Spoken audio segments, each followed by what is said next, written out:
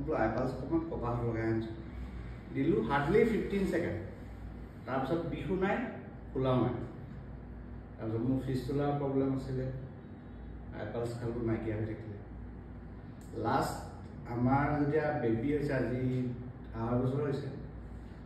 বেবীটো আমাৰ অকণমান ভুলৰ কাৰণে কি হ'ল আমি 8 নম্বৰ দিনাখন জণ্ডিছ 37.1 হ'ল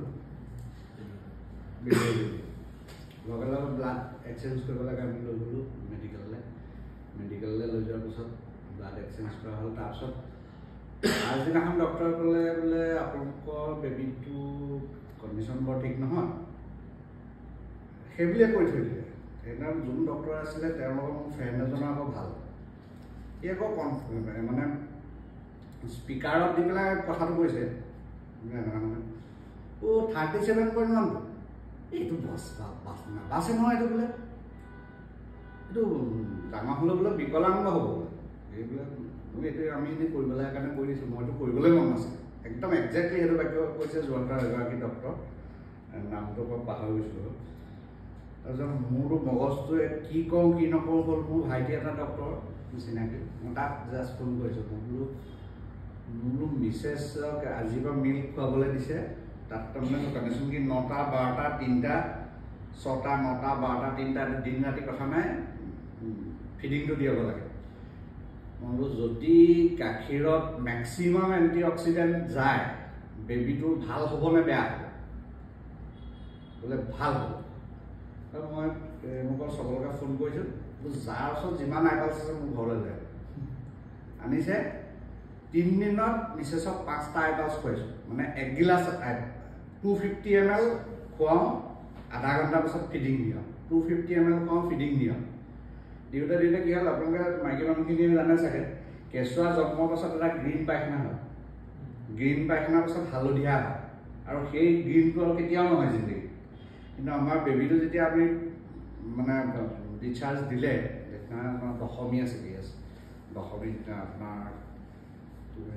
2021 দশমী দিনাখন ৰিলিজ দিছে তাৰপিছত ঘৰলৈ অহা পায়খানাখন সেই জন্মতে যোনটো পায়খানা কৰিছিলে গ্ৰীণ আকৌ 3 দিন কৰিছিলে most probably চাগে ডিটক্সিফিকেশ্যন হৈ গোটেই মালখিনি ওলাই গুচি আহিল নেকি আৰু তাৰপিছত আমি আইচলেটেড হৈ আছোঁ প্ৰায় 5 মাহৰ পিছত এপ'ল' গৈছোঁ এপ'লত মানে 3 মাহ হৈ গৈছে ন তেতিয়া কৈছে বোলে এই বেবীটোতো নৰ্মেল বেবী মানে ছ'চিয়েল হেৰি স্মাইল দিছে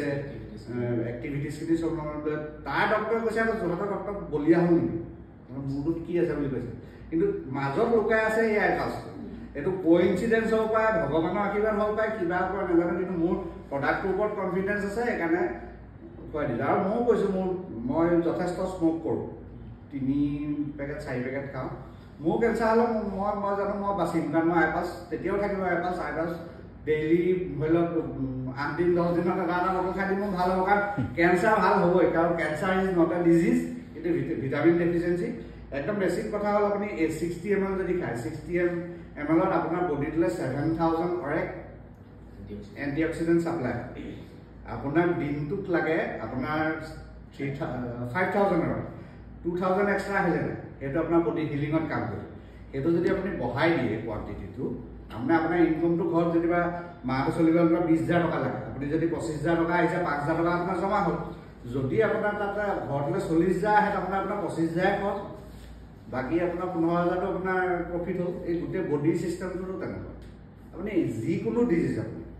মইতো আগতে এনেকৈ কওঁ এতিয়া মই বিজনেছত নাই এই কৈছোঁ আপুনি 15 দিন প্ৰডাক্টটো খাবও নালাগে আপুনি সানি পেলাই ৰাতি শুই থওক ৰাতিপুৱা ধুৱক 15 দিনৰ পাছত মই এনেকৈও কৈ থৈছোঁ এইটো একচুৱেলি ক'বলৈ কোম্পানীয়ে নকয় যদি আপোনাৰ লগৰ মানুহে নুসুধে কি খাইছ বা কি সানিছ বুলি যদি চেণ্ডেল খুলি মোক চাইলেণ্ট পিটি দিব বুজিব ইমান কনফিডেঞ্চ আছে প্ৰডাক্টটোৰ ওপৰত আপুনি নিজে চাওক 15 ডেজ আপুনি মুখত লগাই ৰাতি শুই ৰাতিপুৱা মুখ ধুই চাওক খাবও নালাগে তাতকৈ বেছি মই প্ৰডাক্টৰ বিষয়ে কি ক'ব